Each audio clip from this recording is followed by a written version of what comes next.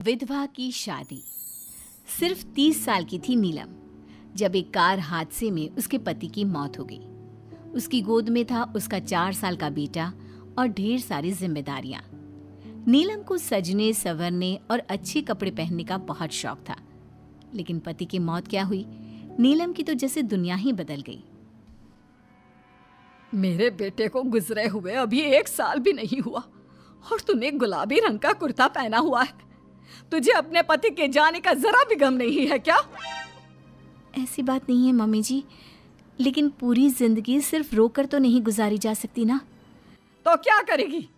पार्टियां मनाएगी? अरे एक तो मेरा बेटा मर गया और तुम्हें कोई फर्क ही नहीं पड़ता। मम्मी जी, मेरा भी पति गया है और इस बात से मुझे कितना फर्क पड़ता है मैं आपको बता भी नहीं सकती। लेकिन अगर मैं रोती हूँ तो मेरा 4 साल का बेटा बहुत रोता है, अपने पापा को याद करता रहता है। उसे दिखाने के लिए ही सही मेरा ठीक से रहना बहुत ज़रूरी है। कुछ दिनों के बाद, मम्मी जी मैं नौकरी करना चाहती हूँ। लेकिन उसकी क्या जरूरत है? यहाँ घर में रह रहकर मेरा दम घुटता है। पूरा दिन मुझे अपने पति की याद आती है। कुछ देर के लिए ही सही घर से बाहर जाऊंगी तो शायद कुछ अच्छा लगे।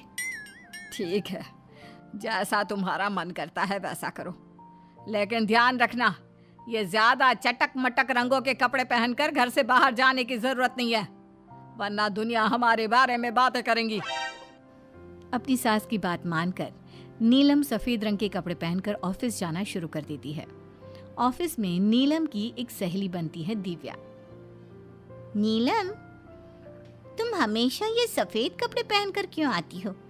दिखने में इतनी सुंदर हो, जॉब करती हो, तुम्हें अच्छे से रहना चाहिए। तुम्हें तो पता ही है, 1 साल पहले मेरे पति की मौत हो गई और इसीलिए मेरे ससुराल वालों ने कहा है कि मुझे सिर्फ सफेद कपड़े ही पहनने चाहिए, वरना लोग मुझे गलत समझेंगे। लोगों के हिसाब से तो अपनी जिंदगी जीना ही गलत है, लेकिन तुम कब तक ऐसे रहोगी? जो हो गया उसे भूल जाओ। मेरा भी बहुत मन करता है कि तुम लोगों की तरह रंगीन कपड़े पहनूं, अच्छे कपड़े पहनकर तैयार होकर रहूं, लेकिन फिर मोहल्ले वाले और रिश्तेदार मेरे बारे में उल्टी सीधी बातें बनाने लगते हैं। देखो, तुम जॉब करती हो, तुम्हें लोगों की बातों की परवाह नहीं करनी चाहिए। अगले दिन नीलम जाने के लिए तैयार होती है और रंगीन कपड़े पहन लेती है। ये देखकर नीलम की सास को गुस्सा आ जाता है।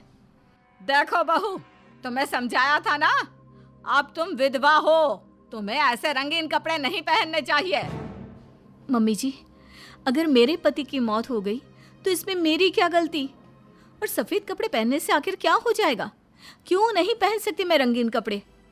क्योंकि सफेद रंग विधवाओं के लिए बना है और तुम्हें रंगीन कपड़े पहनने का अब कोई हक नहीं है। तभी वहां पर नीलम की सहेली दिव्या आ जाती है। वो नीलम की सास की सारी बातें सुन लेती है।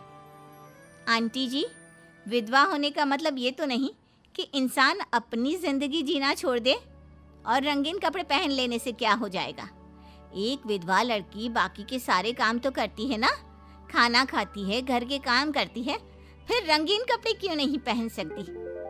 वो इसलिए ताकि विधवा होने के बाद किसी दूसरे आदमी की नजर में ना आए।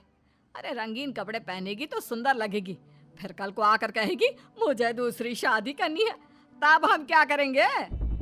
हाँ तो ठीक है ना, इसमें गलत क्या है? एक विधवा को अपनी जिंदगी जीने का पूरा अधिकार होता है। नीलम को भी है। चलो नीलम, तुम